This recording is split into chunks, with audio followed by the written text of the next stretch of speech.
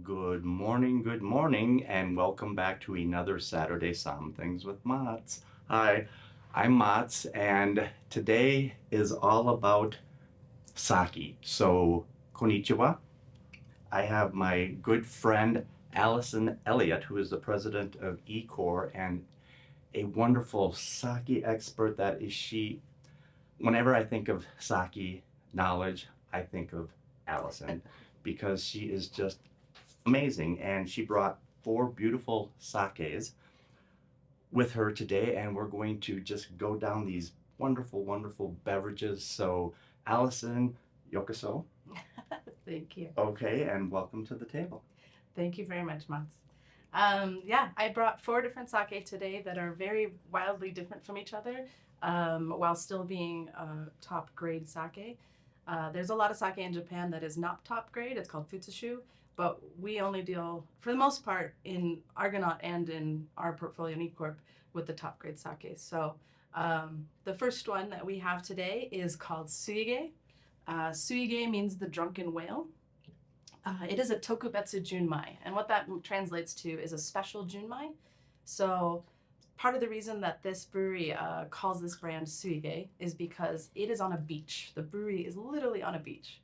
And so the whales you can see from the brewery itself. And it's kind of a cool homage to pour sake into the ocean for the whales.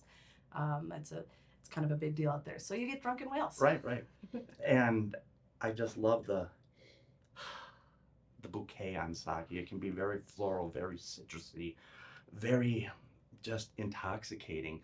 And Japan is known for sake. It's a beautiful, beautiful country.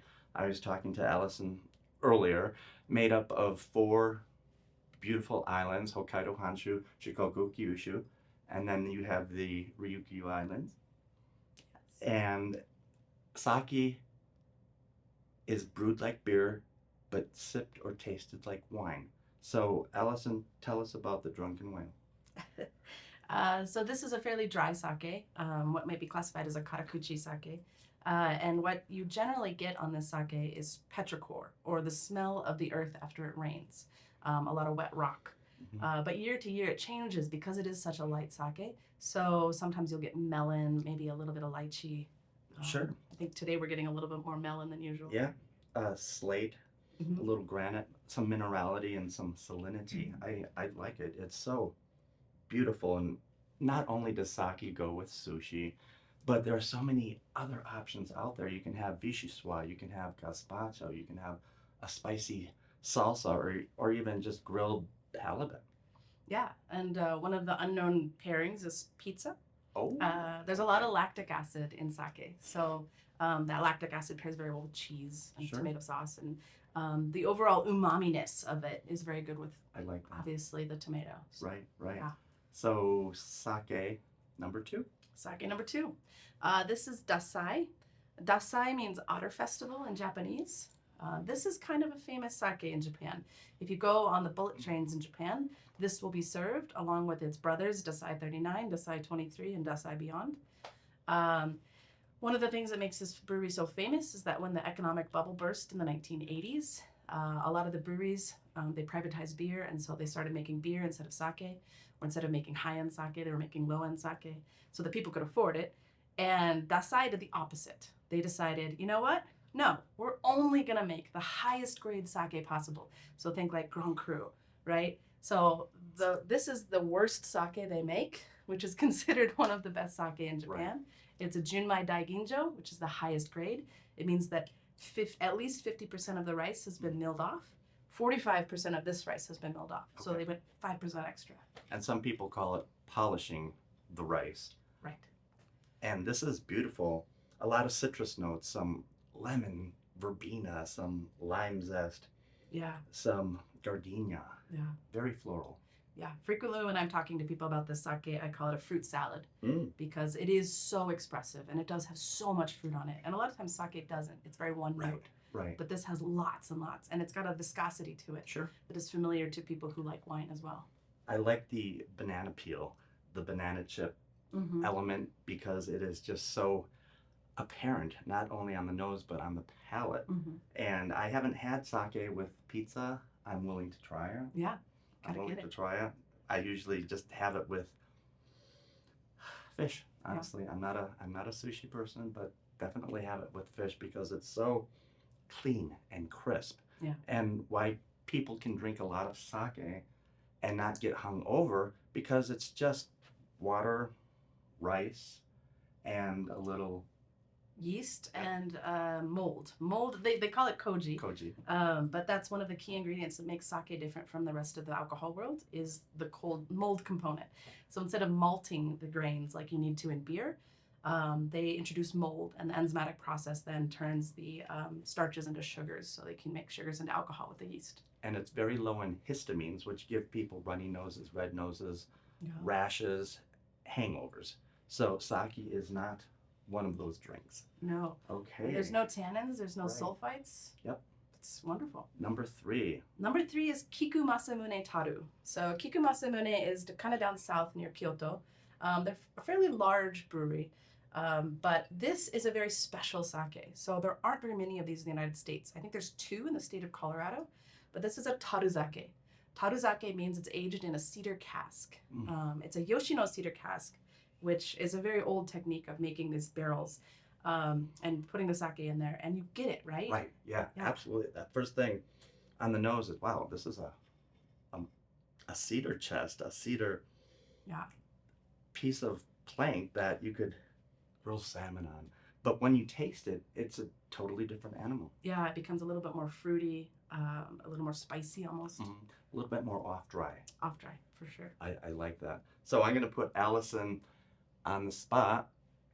And Nihongo ga dekimasu ka? 少しがわかります。 Hi. 松も Hi. すごい。 She lived in Japan for a couple of years, so she is just dynamic with the knowledge, and her presentation has been exquisite. So Allison, that leaves one sake left. One more. Okay. This is Kikusui Funaguchi Namagenshu Honjozo. It's a very long name. All you need to know is gold can. It's the gold can. And we have these at Argonaut, and currently Miss Sheila put them on sale already. Yes. And our sake tasting public is amazing because it's grown in popularity exponentially. Yeah. In fact, you were telling me earlier about how much sake you sell. Yeah. Go. Yeah, so when I joined the company, this is my father's company. When I joined the company 12 years ago, we sold about 4 pallets of sake a year. So that's about 200 cases of sake a year. We are currently selling 2 pallets a week. So sake has grown. Obviously, you look at your neighborhood and there's a new sushi restaurant or a new ramen restaurant every week, it seems like. So that's thanks to you guys for drinking really high-end sake. I think for a long time, America was stuck on the Gekkeikan train of, Right. Domestic sake. Ozeka. Yeah, all those. And so now it's nice that we have these nice imported, what we call jizake, craft sake from Japan. We have a great selection at Argonaut, and the prices are very, very competitive. For sure. And when Allison comes to the table, I'm so happy that she's here because it's her first time, and I hope that you come back. But before we leave, Sorry. I'm loving the banana chip on the Yeah. Funaguchi. This is from Niigata, which is a cold region. It's generally known for clean and crisp, but these guys invented the can technology so that it could be served in a vending machine. Yes, vending machine alcohol. Right. Mm-hmm. But it's 19% alcohol, so this guy packs a punch. Even though it looks small, it is mighty. You can it can get a little bit of that heat on the nose, Yeah. but it's very viscous, very banana chip, very melon. Like that. Yeah, It's beautiful. it's a full sake. This is good for spicy foods like kimchi ramen. Now, our viewers are wondering, would you heat your sake or serve it chilled or room temperature? That's a very debated question. Yes, you can heat sake. There's a very simple rule of thumb. A, does it taste like rice? Heat it. Okay? Okay. Does it taste like flowers or fruit? Don't heat it. If you heat up something that has a flower and fruity aroma and taste, it will actually start to turn those into rotting flavors. But if you heat up a rice-based sake, that's fine. That will actually create aromatics and esters from the rice. I like that, and so will our public. Allison, these go by so quickly. So, domo arigato. Arigatou gozaimasu. And it's just been such a pleasure. I hope you definitely come back. And to our public out there, we appreciate your support. Come on down to Argonaut if you see myself or Allison stop us. We'll talk sake with you, and please discover these wonderful sakes. So once again, Allison, thank you, Thank and you. we hope to see you soon. Kampai. Come by.